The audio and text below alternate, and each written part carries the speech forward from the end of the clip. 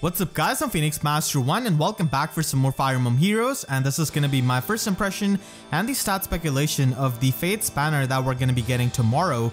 And it also has a unit who's not from FEH, of course. So the first unit that we have is Charolotte. So finally she's out of the alt hell and she joins us as an axe infantry unit.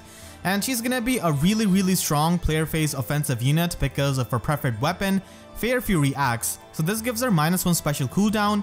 And if she initiates combat, which means that in the player phase this weapon is always going to be active, or if she's within 2 spaces of an ally, then she can deal true damage equal to 15% of her attack. And she also gets +6 attack and speed during the combat. So this definitely makes her a really good offensive unit, giving her that true damage and extra offenses. And the -1 special cooldown is extremely good because it makes Gale Force into a 4-turn special. And along with Time Pulse and a 2-turn cooldown special like Glimmer, Ruptured Sky or Moonbow, she can basically have a pre-charge special, which means that in the player phase she can trigger that twice if the enemy counterattacks. So that is really good for the player phase potential, and she's got Swiss Sparrow 3 and she's got a new line of skill in Frenzy 3. So this is basically Desperation 2 along with some damage reduction. This skill works best for player phase units and for Gale Force units. The reason being is that Gale Force units oftentimes can be a bit frail, so they can use this damage reduction to survive some really hard hitting enemies, and 50% threshold for the Desperation is actually not that bad for a Gale Force unit because that is the threshold where you can activate Wings of Mercy of your Dancer allies and your other Gale Force allies who have Wings of Mercy. So that's why the threshold works out really well with the Gale Force unit. But if you're going to be using your speedy unit in the enemy phase more and as a tank, then Spurn is a bit better. So Frenzy is mainly going to be there for the player phase and Gale Force units. Time Pulse is really great with a 2-turn special on her because she will have a pre-charge special, like she has got pre-charge Glimmer here with her base kit. So her base kit is absolutely fantastic, and she's going to be a really nice Gale Force unit and a player phase unit. So here she's going to be attacking this Axe Knight, and she's going to be quite true to her FEH's self in the fact that she's got really good offenses. So she's got 48 HP here, which is pretty reminiscent of a Berserker, and I believe that she's going to be having attack over 40 as well as speed over 40 because she's quite offensive in FEHs. And here as well with her playstyle, with the calculations which I've done from this combat and her base kit, I think that she's going to be really offensively oriented. She's not going to be that bulky. I mean, 25 defense is not really going to be that enough for taking a lot of hits. Most of the time she's going to be taking 1 or 2 hits to fall into the desperation range essentially of Frenzy and go from there. And her resistance is also not going to be that high. So that is going to be Charolotte, a premier axe infantry unit in the player phase. And then we move on to Nyx. And Nyx is finally in the game. She's been a fan favorite for many people, and she is a red infantry mage here. So she comes with a preferred weapon, Ginunga Gap. So it's a 14 might weapon giving her +3 speed, and if she's above 25% HP then she gets +6 to her attack and speed. And she's got a secondary effect which is kind of similar to Ice Mirror, so she can reduce foes' first attack by 40%, and she can boost her next attack by the total damage that she reduced, and also mentions by any source including other skills. By this, I think they probably mean other damage reduction skills, like if you run her with Flame and stack up damage reduction multiplicatively, then the total damage reduced is going to be greater, and she can also hit harder because she's going to be reducing more damage. So this is pretty much what I think they mean. So it's, again, like I said, kind of like an Ice Mirror, and because she's got null follow-up and because she's going to be pretty fast, she's going to be able to reduce the damage from foe's first attack and likely not going to get doubled because of her high speed and null follow-up. So that is pretty good for making her a mage tank of a sort because of this damage reduction, and it does make sense with lore of Nyx why she's able to reduce the damage from other magical enemies. Offensively, she does face competition from Lysithea, both versions really. Brave Lysithea also has the guaranteed follow-up attack, so the auto follow-up pretty much allows Brave Lysithea to even double units who are faster than her or who might have follow-up negation, so she doesn't really need to run null follow-up in a way like Nyx does. And Nyx here does have Luna, Speed Rest Solo 4, and null follow-up. So null follow-up is going to be pretty good because I believe that she's going to be quite fast. Overall, from the interaction between this blue mage and Nyx, I think that she's going to be having a stat spread similar to this.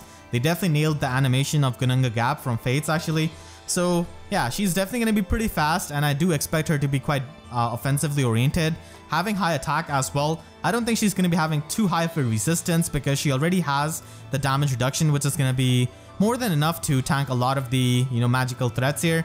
So as you see here, she reduces the damage by 5 And here she's going to be doing that same damage back to this blue mage.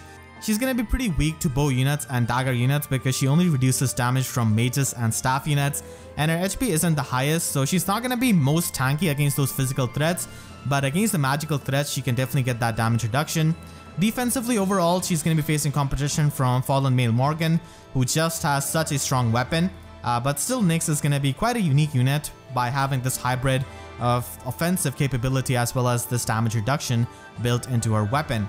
So that is Nyx. I'm really happy that she's finally in the game, and they implemented her Tome Ginanga Gap really well with her lore of being really experienced magic user. And the next unit that we have is going to be the demote of this banner, and that is going to be Orochi. So Orochi is one of my favorite characters in Fates, and I did S-Ranker in my Birthright playthrough, so I'm really happy that she's finally in the game and she's not completely shafted. So she's a green infantry mage. We did recently get Luthier as a green infantry mage demote, but Orochi is definitely going to be having a different stat spread than Luthier. So she actually comes with a preferred weapon, and that is really good because I thought that whenever Orochi would come out, she would have some kind of inheritable weapon, but she at least has a decent preferred weapon. It's not the greatest, it's not the most impressive, but still it's pretty decent, and it's better than having no preferred weapon whatsoever. So Tiger Spirit gives you +3 resistance, and at start of combat if she's above 25% HP, then she can get +6 attack and resistance during the combat, and then it has got Panic Smoke built into it. I'm definitely going to be trying to plus and merge her on my main account because I really like her, and she's a 4-star demote, which means that you can easily merge her up. And she also has Mirror Strike, Attack Res Link, and Drawback. So previously Attack Res Link was only present on Valentine Titania, and now it is going to be present in the normal summoning pool, which is really great. She's not going to be some kind of meta-influential mage or anything like that because green mages have insane competition, but still, she's definitely decent and workable and at least has a preferred weapon, which I'm really happy about. So I believe that she's going to be having a stat spread similar to this. If you have played Fates, then Orochi is not the best unit in Birthright, and there are a lot of stronger units in Birthright in general. So I believe that she's going to be having high attack at 39, and she's going to be having low speed at 30 because she doesn't really double this blue bow archer here. So I don't think she's going to be slower than, I don't know, like 25, but she's also not going to be too fast, and she's going to be having higher resistance and not very high defense. So pretty standard, high attack, high resistance, stat spread for a mage. We have seen it a million times before, but at least Orochi has a preferred weapon. And then the final unit that we have is going to be Nifl, the Tempest Trial boss which we had.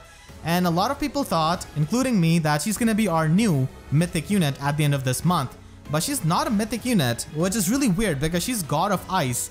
And we have got Lift, Thracier, Dagger, so many of these kinds of units as mythic units. But Nifl, literally the God of Ice, is not a mythic unit. So that's a bit weird when it comes to the consistency. So she is the first cavalry dragon unit in the game, and she's a blue dragon. So she has got Frostbite Breath, which gives her +3 speed, and at start of combat if she's above 25% HP, then she can inflict -5 debuff to all of the opponent's stats during the combat.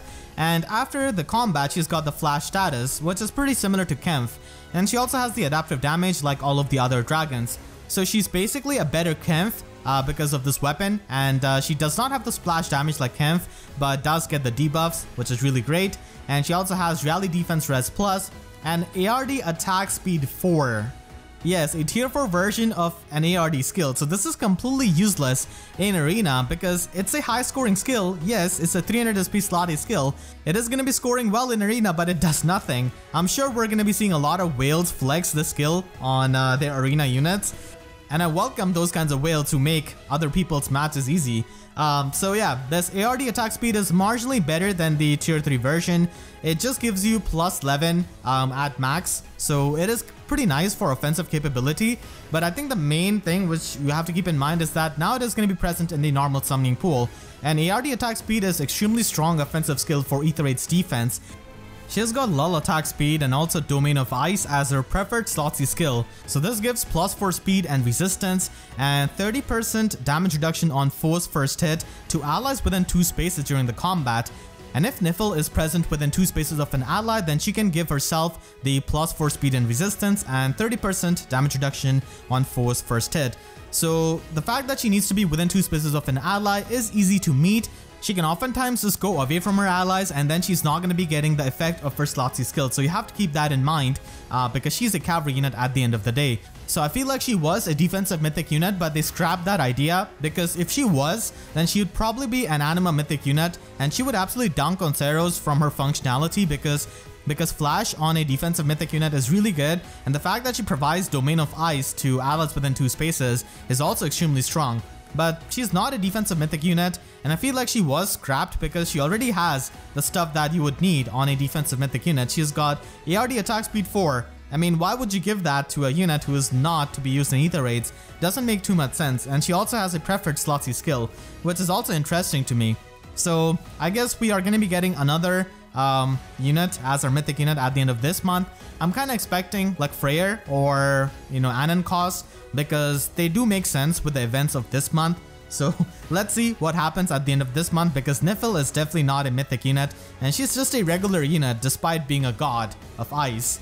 Her animation is really cool and her sprite is also extremely good. Kind of reminds me of the horse Pokemon from DLC of Sword and Shield. This is the banner, and we also have 2 other units which we need to talk about.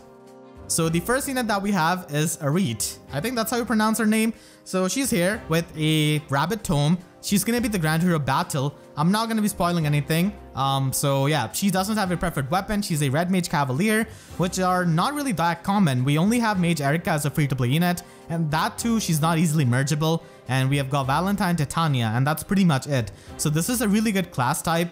But unfortunately, she doesn't have a preferred weapon, and the Rabbit Tome is basically the non-seasonal version of Conch Bouquet Plus, which Summer Lawrence already provides in the Grail Pool, so it's kind of redundant in that aspect. We don't really know her other skills, but I hope that she's got some kind of solo skill or rouse skill. I think that would fit really well on a Cavalier, but we might just get another Chill Resistance, if we are unlucky of course. And we also have another unit present here as a Lance Armor. So our boy Benny is finally in the game, and he's actually an instant demote unit, as you could see here. So he's not a focused 3-star or 4-star unit, he's instantly demoted in the 3-star 4-star pool as this banner starts, because he might be 185 BST if they don't gimp his BST, because previously, like Bantu for example, who was also an instant demote unit, had his BST gimped. So I hope it's not a BST gimp. And I feel like it is not, because we're probably going to be getting a BST increase when Choose Your Legends 5 comes around. So that's why they're just giving us Benny here, who's going to be having 185 BST, which is really good for arena scoring purpose. And overall, I think that this is going to be his stat spread.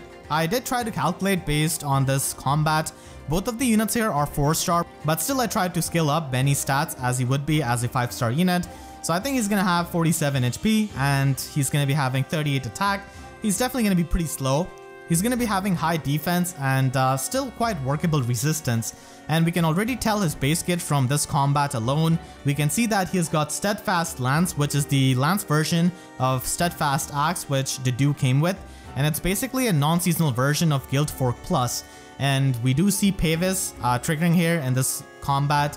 And he also has Bracing Stance 2 most likely, because he does get extra 2 defense and resistance during this combat, and he doesn't really get doubled, and despite being so slow, so he has got Wary Fighter. So this is pretty much going to be his base kit, I think, and his stat spread is going to be quite similar to this.